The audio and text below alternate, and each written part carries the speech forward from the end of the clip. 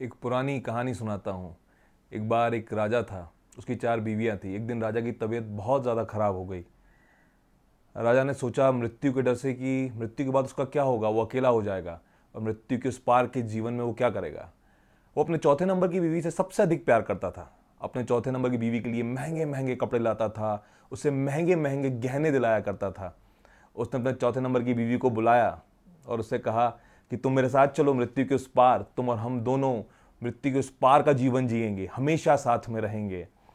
उसकी चौथी बीवी ने मना कर दिया, कहा मैं तुम्हारे साथ नहीं जा सकती। राजा को बहुत दुख हुआ।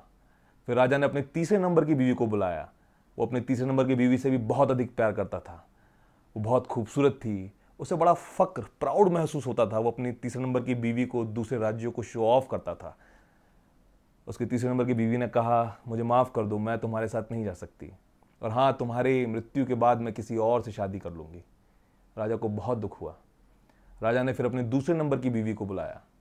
ये इससे भी बहुत अधिक प्यार करता था, पहले वाली से बहुत अधिक। उसके दूसरे नंबर की बीवी ने कहा, मुझे माफ़ कर दो, मैं तुम्हारे साथ तो नहीं जा सकती, लेकिन तुम्हारे जाने के बाद मैं तुम्हारा बहुत बड़ा भव्य फ्यूनरल करवाऊंगी, अंतिम संस्कार करवाऊंगी भव्य। राजा को बहुत दुख हुआ।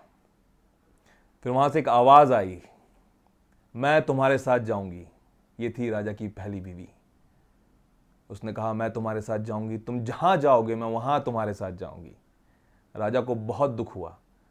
पूरी जिंदगी उसने अपनी पहली बीवी को नज़रअंदाज किया। उसने कभी उसके बारे में नहीं सोचा। हम हर इंसान की ये 4 बीवियां होती हैं। चौथे नंबर की बीवी हमारा शरीर, जिससे हमें बहुत प्यार होता है, इसे महंगे महंगे कपड़े देते हैं, महंगे महंगे गहने देते हैं, लेकिन मृत्यु के बाद ये हमारे साथ उस पार नहीं जा सकता। तीसरे नंबर की बीवी हमारा पोजीशन, प्रॉपर्टी, घर, बंगला, जिससे हमें बड़ी खुशी होती है, हम दूसरों को शो ऑफ करते हैं, दूसरों को दिखाते हैं। दूसरे नंबर की बीवी हमारे दोस्त, हमारे रिश्तेदार, जो हमारे साथ ज़िंदगी भर साथ रहते हैं, हमारा साथ देते हैं हमारे अच्छे बुरे समय में, लेकिन मृत्यु के बाद वो हमारा सिर्फ अंतिम संस्कार कर सकते हैं। हमारी पहले नंबर की बीवी हमारी आत्मा, जो ज़िंदगी भर हमारे साथ रहती है और ज़िंदगी के उस पार भी हमारे साथ जाती है। हम पूरी ज़िंदगी अपनी आत्मा को नज़रअंदाज करते रहते हैं।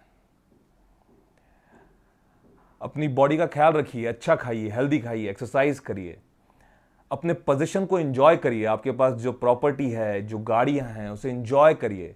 अपने दोस्तों के साथ को एंजॉय करिए।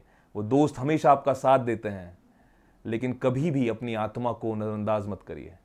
अपनी आत्मा के लिए समय निकालिए, अपने लिए समय निकालिए।